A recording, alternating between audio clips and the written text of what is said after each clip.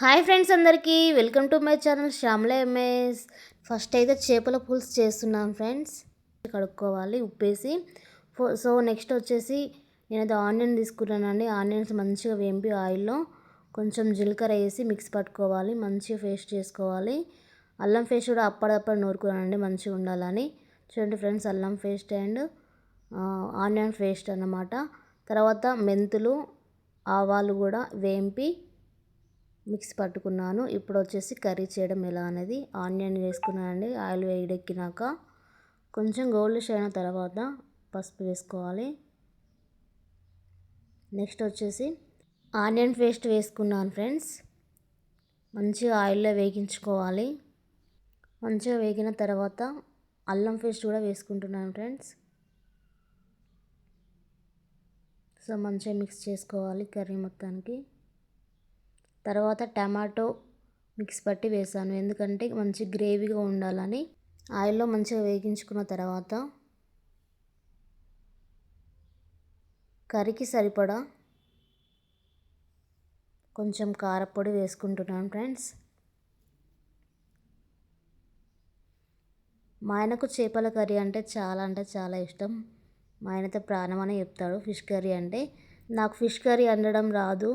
So మా ఆయన కోసం నాకు వండ రాకపోయినా కష్టంగా అయినా ఇష్టంగా అయితే వండానండి. సో ఇప్పుడైతే చింతపులుసు వేసుకోవాలి ఫ్రెండ్స్. మనకు ఫిష్ కర్రీలో చింతపులుసు కన్ఫామ్గా వేసుకుంటేనే టేస్ట్ అనేది చాలా బాగుంటుంది. సో చూడండి ఫ్రెండ్స్, గ్రేవీ అయితే చాలా బాగుంది కదా. చింతపులుసు కర్రీలో వేసుకున్న తర్వాత చాలాసేపు మరిగించుకోవాలండి. ఎంత మరిగితే అంత టేస్ట్ వస్తుందన్నమాట. సో ఇప్పుడైతే నేనైతే ఆల్ మిక్స్ చేసుకున్న ధనియాల పొడి వేస్తున్నానండి. అంటే మసాలా, గరం మసాలా అంటారు కదా, అన్నీ కలిపి వేస్తున్నాను. సో ఇంకా మరిగించుకోవాలి అండి. మనం ఫిష్ వేయకముందుకే చాలాసేపు కర్రీని మరిగిస్తే మంచి టేస్ట్ వస్తుందన్నమాట. ఎందుకంటే ఫిష్ వేసిన తర్వాత మరిగిస్తే ఫిష్ అనేది ఏమంటారు తుక్కు అయిపోతే అలా కాకుండా ఉండాలి అంటే మనం స్టార్టింగే కర్రీని ఎక్కువ మరిగించుకోవాలి.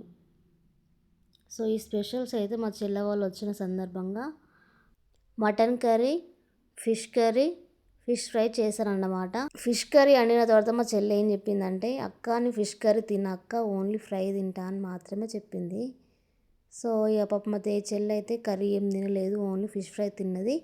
సో ఇప్పుడైతే నేనైతే ధనియాల పొడి వేసుకున్నాను కదా ఫ్రెండ్స్. ఇప్పుడు ఆవాల పొడి, సాల్ట్ వేసుకున్నాను. మొత్తం మరిగిన తర్వాత ఫిష్ అయితే వేస్తున్నాను ఫ్రెండ్స్. చూడండి ఫ్రెండ్స్, రెడీ అయిపోయింది మన ఫిష్ కర్రీ. చాలా బాగుంది కదా ఫ్రెండ్స్. మా ఆయనకైతే చాలా ఇష్టమని ఇష్టంగా చేశాను. చెల్లె వాళ్ళు తింటారు కూడా తనకు తినలేదు. So mutton curry fish fry తినేసాం అన్నమాట మేము. సో నేను ఎంతో ఇష్టంగా వండినా ఎలా ఉంటుందో అని చాలా భయపడ్డాను. సో మా ఆయన తిన్నాక చాలా టేస్ట్ ఉందన్నాడు. ఇక అప్పుడు నా సంతోషానికి హద్దులు లేవన్నమాట. చాలా హ్యాపీగా ఫీల్ అయ్యాను ఫ్రెండ్స్. ఎందుకంటే తనకి ఎంతో ఇష్టమైన కర్రీ లేకపోతే ఎలా అని చెప్పి చాలా టెన్షన్ పడ్డాను. సో మా ఆయన చాలా బాగుందని చెప్పాడండి. చాలా హ్యాపీ అనిపించింది. ఇప్పుడైతే మటన్ కర్రీ కూడా చేస్తున్నాను ఫ్రెండ్స్, చూసేయండి. మొత్తం లాంగ్ వీడియో అంటే తీయలేదు అండి, కొంచెం తీసేసాను అన్నమాట.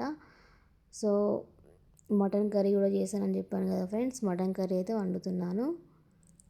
నేను ఫిష్ కర్రీ తినని చెప్పి మా ఆయన అయితే నా కోసం మటన్ తీసుకొచ్చారన్నమాట. నాకు మటన్ అంటే చాలా ఇష్టం. సో మటన్ కర్రీ కూడా కంప్లీట్ అయిపోయిందండి. ఇప్పుడు ఫిష్ ఫ్రై ఎలా చేసుకోవాలనేది చూపిస్తాను, చూసేయండి ఫ్రెండ్స్. ఫస్ట్ అయితే ఫిష్ మంచిగా కడుక్కున్నాను. అందులో కొంచెం పసుపు వేసుకున్నాను ఫ్రెండ్స్, అల్లం పేస్ట్ వేసుకున్నాను,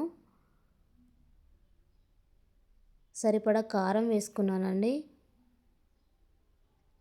నెక్స్ట్ వచ్చేసి ధనియాల పొడి, సాల్ట్, కొంచెం ఆయిల్ కూడా కలుపుకోవాలి అండి. సో అన్నీ మంచిగా మిక్స్ చేసుకోవాలి. చూడండి ఫ్రెండ్స్, ఫిష్ అయితే ఎంత బాగా అనిపిస్తున్నాయి, చాలా బాగున్నాయి కదా. ఫిష్ మొత్తానికి కారం పట్టించిన తర్వాత ఆయిల్ వేడెక్కిన తర్వాత ఫిష్ని వేపుకోవాలి, అంతే అండి ఫిష్ ఫ్రై చేయడం. సో నా వీడియో ఎలా అనిపించిందో కామెంట్ సెక్షన్లో కామెంట్ చేయండి. మన ఛానల్ కొత్త చూసిన వాళ్ళు సబ్స్క్రైబ్ చేసుకోండి.